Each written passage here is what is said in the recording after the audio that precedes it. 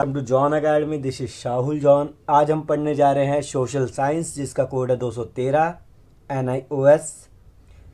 Chapter 17 है ये, class 10th के लिए, जिसका नाम है भारत एक कल्याणकारी राज्य।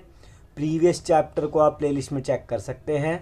स्टार्ट करते हैं चैप्टर, जिसका फर्स्ट टॉपिक है कल्याणकारी राज्य, यानी कि कल्याणकारी राज्य किसे कहा जाता है। इंग्लिश में इसको वेलफेयर स्टेट कहते हैं। और कल्याणकारी राज्य शासन की वह संकल्पना है जिसमें राज्य नागरिकों के आर्थिक एवं सामाजिक उन्नति में महत्वपूर्ण भूमिका निभाता है। ठीक है, तो कल्याणकारी राज्य कौन सा होता है? जो किसी भी स्टेट की, किसी भी राज्य के नागरिकों के लिए आर्थिक और सामाजिक उन्नति में, कि उनकी सामाजिक उन्नति भी हो और आर्थिक भी हो, उसमें महत्वपूर्ण भूमिका निभाता है। आर्थिक का मतलब पैसे कमाने के अवसर मिले, नौकरियां मिले। सामाजिक उन्नति का मतलब बहुत सी धर्मों को भी मान सकते हैं, सामाजिक में ये भी आता है। अपने कल्चर को भी बढ़ा सकते हैं, ये सब चीज़ें आती हैं। तो कल्याणकारी राज्य वो है जिसके अंदर राज्य के नागरिकों के आर्थिक एवं सामाजिक उन्नति में एक महत्वपूर्ण भूमिका निभाता है, तो वही कल्याणकारी राज्य है। एक टॉपिक आता है राज्य के नीति निर्देशक तत्व के बारे में बताइए और उसकी विशेषताएं भी बताइए। तो हमें लिखना होगा कि राज्य के नीति निर्देशक तत्व का वर्णन संविधान के भाग 4 में किया गया है, और जो कि अनुच्छेद 36 से 51 तक में है। ठीक है, साथ ही पर्यावरण की सुरक्षा एवं सुधार निर्देशक तत्व को एक बाद में जुड़ गया था 51वें पे, ये लिखा ना अनुच्छेद 36 से 51। तो अनुच्छेद 51 में लिखा था कि पर्यावरण की सुरक्षा एवं सुधार किस में शामिल है? किससे शामिल हुआ? 42वें संविधान संशोधन द्वारा जोड़ा गया। ठीक है, निर्देशक तत्व की विशेषताएं क्या हैं? ये निर्देशक तत्व सामाजिक और आर्थिक लोकतंत्र को स्थापित करने में महत्वपूर्ण हैं। ये जो राज्य के नीति निर्देशक तत्व है, ये सामाजिक और आर्थिक लोकतंत्र को स्थापित कर पाते हैं। यद्यपि अपनी प्रकृति में न्यायोचित नहीं है, फिर भी ये किसी विधि की संवैधानिकता के निर्धारण में मददगार है। यह प्रकृति में न्यायोचित नहीं है, यानी कि ये इनको माना नहीं जाता ज़्यादा, पर ये फिर भी विधि की संवैधानिकता यानी के निर्धारण में मदद करते हैं। यानी कि संविधान के अंदर जो बातें हैं उसको निर्धारित करने के अंदर ये मददगार साबित होते हैं राज्य के नीति निर्देशक तत्व।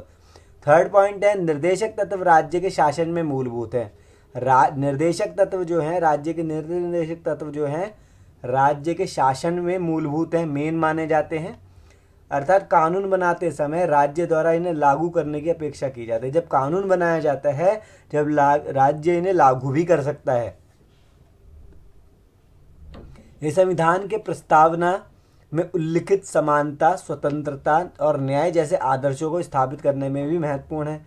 और ये जो संविधान की प्रस्तावना में जो लिखी हुई है, समानता के बारे में लिखा हुआ है, स्वतंत्रता के बारे में लिखा हुआ है, न्याय के बारे में लिखा हुआ है, उन आदर्शों को स्थापित करने में महत्वपूर्ण भूमिका निभाता है राज्य के नीति निर्देशक तत्व।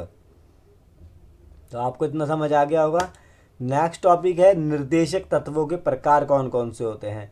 इसमें कुल 3 प्रकार के तत्व बताए गए हैं। फर्स्ट तत्व है सामाजिक और आर्थिक समानता को बढ़ावा देने वाले सिद्धांत, क्योंकि एग्जाम में ऐसे आ जाता है राज्य के निर्देशक तत्व के सामाजिक और आर्थिक समानता को बढ़ा देने वाले सिद्धांत के बारे में बताइए, तब आपको ये लिखना होगा।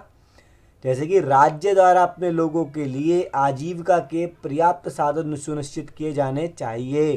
तो राज्य में रहने वाले लोगों के लिए अर्निंग करने के साधन को सुनिश्चित करा। राज्य द्वारा देश के भौतिक संसाधनों का सामान्य हित में न्यायसंगत वितरण किया जाना चाहिए। राज्य के अंदर देश में भौतिक संसाधन जो है उनका सामान्य हित में, जो भौतिक संसाधन है जिसका यूज़ करेंगे लोग, उसका वितरण यानी कि उसका बंटवारा अच्छे से होना चाहिए, किसी में भेदभाव नहीं किया जाना चाहिए। थर्ड है राज्य द्वारा संपदा का वितरण इस ढंग से किया जाना चाहिए जिससे संपदा का केंद्रीकरण कुछ हाथों में ना हो। इनका मतलब है कहने का कि संपदा को इस तरीके से बांटा जाए कि किसी एक वर्ग का कंट्रोल ना हो संपदा पर। पुरुष और स्त्री दोनों के लिए समान कार्य के लिए समान वेतन होना चाहिए। ये आपको समझ आ ही रहा होगा। फिफ्थ, राज्य को ये निर्देश दिया जाता है कि 14 वर्ष से कम आयु के बच्चों के लिए अनिवार्य और मुफ्त शिक्षा प्रदान करने के लिए कदम उठाए। और साथ ही साथ 14 वर्ष तक के बच्चों के लिए फ्री शिक्षा और मैंडेटरी यानी कि अनिवार्य शिक्षा जो कि ज़रूरी है वो प्रदान की जानी चाहिए। तो ये थे सामाजिक और आर्थिक समानता को बढ़ावा देने वाले सिद्धांत। नेक्स्ट टॉपिक है हमारा, एग्जाम में ये भी आ सकता है, राज्य के नीति निर्देशक तत्व के गांधीवादी विचारधारा से संबंधित सिद्धांत के बारे में बताओ। तो अब आपको ये लिखना होगा, राज्य समाज के कमजोर वर्गों विशेष रूप से अनुसूचित जातियों तथा अनुसूचित जातियों यानी कि एसटी एसटी के लोगों के शैक्षणिक एवं आर्थिकता को बढ़ावा देगा। उन्होंने राज्य क्या करेगा, समाज के कमजोर वर्ग जो कि एससी है और एसटी, उनको क्या देगा, शैक्षणिक और आर्थिक हितों को बढ़ावा देगा उनके। राज्य ग्राम पंचायतों का गठन करने के लिए मदद कदम उठाएगा। राज्य क्या करेगा, ग्राम पंचायत जो होती है उसको स्थापित करने के लिए कदम उठाएगा।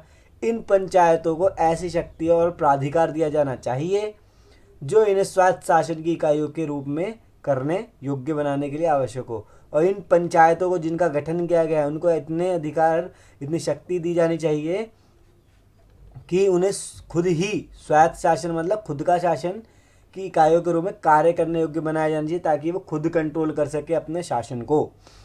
थर्ड पॉइंट है, राज्य मादक पदार्थों यानी कि दारू या अल्कोहल तथा अन्य हानिकारक औषधियों आदि के सेवन को रोकने का प्रयास करेगा। राज्य क्या करेगा, अल्कोहलिक चीज़ों को या जो हानिकारक औषधि हैं उनको रोकने का कार्य करेगा। राज्य ग्रामीण क्षेत्रों में लघु उद्योग को बढ़ावा देने का भी प्रयास करेगा। राज्य क्या करेगा, लघु उद्योगों को बढ़ावा देगा, जैसे कि छोटे छोटे जो काम होते हैं उनको बढ़ावा देगा।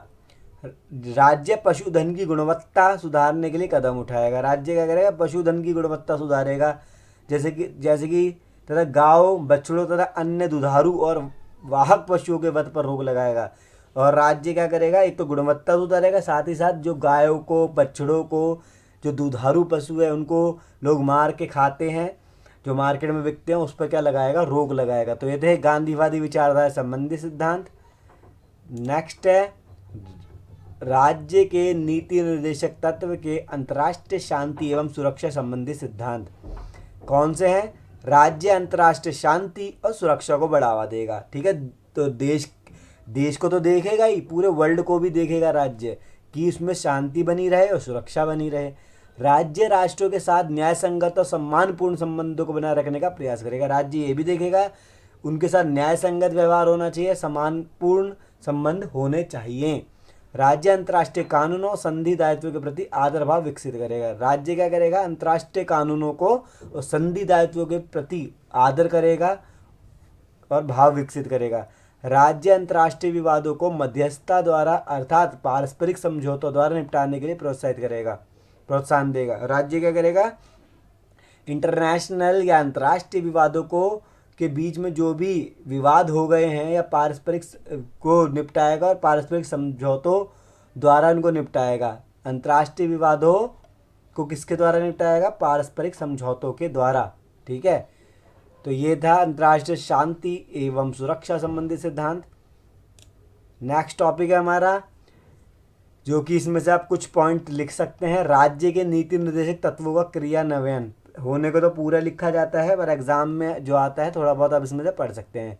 जैसे कि रोजगार के सभी क्षेत्रों में न्यूनतम मजदूरी तय की जा चुकी है कि किसको कितनी मजदूरी दी जाए, मतलब फिक्स हो चुका है। स्त्री एवं पुरुष दोनों के लिए समान कार्य के लिए समान वेतन संबंधी अधिनियम बनाया जा चुका है, जैसा अभी हमने पढ़ा था। ग्रामीण क्षेत्र में रोजगार के अवसर बनाने के लिए अनेक कार्यक्रम शुरू किए गए हैं, जैसे कि महात्मा गांधी राष्ट्रीय रोजगार गारंटी अधिनियम, जिसे MG नरेगा भी कहते हैं, तथा स्वर्ण जयंती ग्राम रोजगार योजना इसके उदाहरण है। पंचायती राज को संवैधानिक दर्जा दिया गया है, ग्राम पंचायतों का गठन किया जा चुका है तथा ये ग्राम स्तर पर कार्य कर रहे हैं। ठीक है, जैसा अभी हमने पढ़ लिया था। और बच्चों के लिए मुफ्त और अनिवार्य शिक्षा को सुनिश्चित करने के लिए 86वां संविधान संशोधन किया गया। ठीक है, साथ ही साथ 2009 में शिक्षा का अधिकार अधिनियम पारित कर इसे मूल अधिकार भी बना दिया गया है। बच्चों की शोषण से मुक्ति दिलाने के लिए अनेक कानून का निर्माण भी किया गया। गरीब, पिछड़ा वर्ग, अनुसूचित जाति, अनुसूचित जनजातियों के लिए अनेक कल्याणकारी योजनाएं कार्यान्वित की गई है। ठीक है, जो गरीब है, पिछड़ा वर्ग है, SC ST है, उनके लिए बहुत कल्याणकारी योजनाएं भी बनाई गई। संसद तथा विधानसभाओं में उनके लिए सीटें भी आरक्षित की गई है, यानी कि उनके लिए सीटें सिक्योर कर दी गई है वहाँ पर। साथ ही साथ महिलाओं को शोषण से मुक्त करने हेतु अनेक कानून बने हैं तथा कल्याणकारी योजना शुरू भी की गई है। तो महिलाओं को शोषण से मुक्ति दिलाने के लिए कानून भी बने हैं, कई कई कल्याण और बहुत सी कल्याणकारी योजनाएं भी शुरू की गई हैं। 42वें यानी कि 42वें संविधान संशोधन के द्वारा एक नया नीति निर्देशक तत्व जोड़ा गया।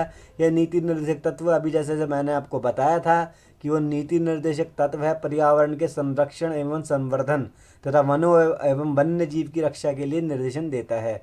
तो 42वें संविधान संशोधन में पर्यावरण की रक्षा सुरक्षा के बारे में सोचा गया। इससे संबंधित अनेक कार्यक्रमों जैसे टाइगर बचाओ प्रोजेक्ट, राइनो, हाथी आदि से संबंधित कार्यक्रम को कार्यान्वयन भी किया गया है। न्यायपालिका को कार्यपालिका से अलग कर दिया गया है, न्यायपालिका को कार्यपालिका से अलग किया गया। लघु उद्योगों की स्थापना की जा रही है तथा कर में छूट यानी टैक्स में डिस्काउंट दे दिया गया, उन्हें संरक्षण भी दिया जा रहा है।